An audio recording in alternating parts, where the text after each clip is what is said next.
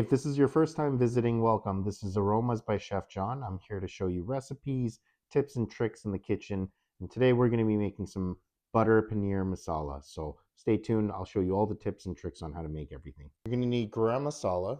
You're going to need heavy cream, cinnamon, chili pepper, cardamom, paneer, turmeric, chili powder, garlic, ginger, tomatoes, cashews, butter, red onion, and cilantro. So we're going to start off with a nice and hot pan. And to that pan, we're going to add some butter, and we're going to add some turmeric. We're going to add some chili powder.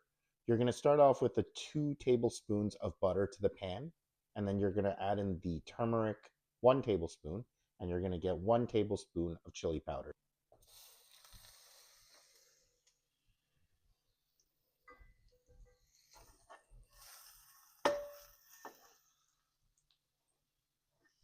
Just want to toast your spices. Cut your paneer into cubes, and then you're going to take those cubes and saute them into this spice. The spices should start to look something like this. Go ahead and get each side so that way it's nicely covered in spice. If your stove goes from 0 to 10 in terms of the heat scale, what I would recommend now is to turn it down to about 3, 3.5, or 4. Just so that way you're not burning the spices. Go ahead and turn each of the pieces until they're nice and fried on each side. This is how it should start to look. Remove all of the paneer from the pan and put it aside on a plate. Okay, so once you have the paneer removed from the pan onto a separate plate, we're going to go ahead and put in your cinnamon stick. Go ahead and put in your diced red onion along with your cardamom pods. So that's 1 cinnamon stick, 1 onion diced, and 7 pods of cardamom. In goes the onions. From here, go ahead and saute everything in the pan. So your onions should be softened, but not too soft. You want to make sure that your cinnamon stick actually infuses its flavor into the oil. I like to use 3 tomatoes. So depending on what's available in your supermarket, I prefer to use plum tomatoes. So go ahead and use 3 medium-sized plum tomatoes, and you can go ahead and put that into the pan as well. At this point, I would recommend turning up the heat to about 6 or 7. You do need to break down those onions. You do need to make sure to reduce those tomatoes. After a few minutes have passed, I would go ahead and remove the cinnamon stick as well and continue to saute everything until it starts to wither down. Cinnamon stick coming out. To add a little bit of oil into the pan, I would probably say a tablespoon or 2 tablespoons is okay to put in. I do find with stainless steel pans that things tend to stick very easily at the bottom of the pan, especially if you have spices and oil. So go ahead and you get yourself a wooden spatula or a wooden spoon, and you can go ahead and scrape everything off. Make sure that you're constantly turning everything inside. Add 1 teaspoon of table salt. So at this point, your mixture should start looking like this. Go ahead and add your minced garlic and ginger into the pan after you've added the tomatoes and the onions. Add the chili after you've gone ahead and added the ginger and the minced garlic. This is how everything should be looking.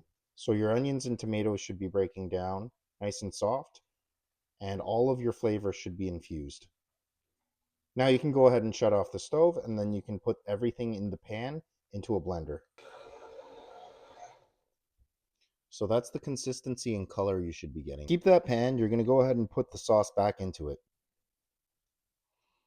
If you get a little bit of leftover sauce in the cup, go ahead and rinse it out with a couple spoonfuls of water.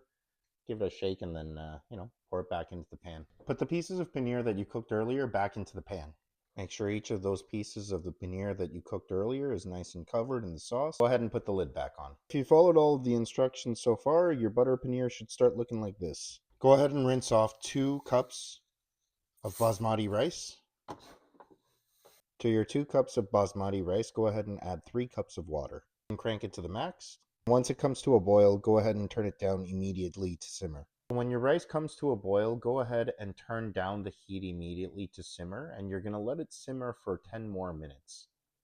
Once the 10 minutes is done, turn off your heat, remove the pot from the stove, and then let it sit for another 5 minutes. Once your 5 minutes has passed, you can go ahead and fluff the rice. Go ahead and remove the butter paneer off of the stove. Go ahead and add a 1/4 cup of heavy cream on top and pour it over.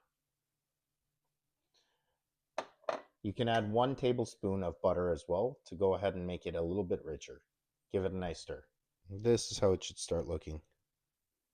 Go ahead and plate your rice, top with butter paneer masala, and go ahead and garnish with a little bit of cilantro.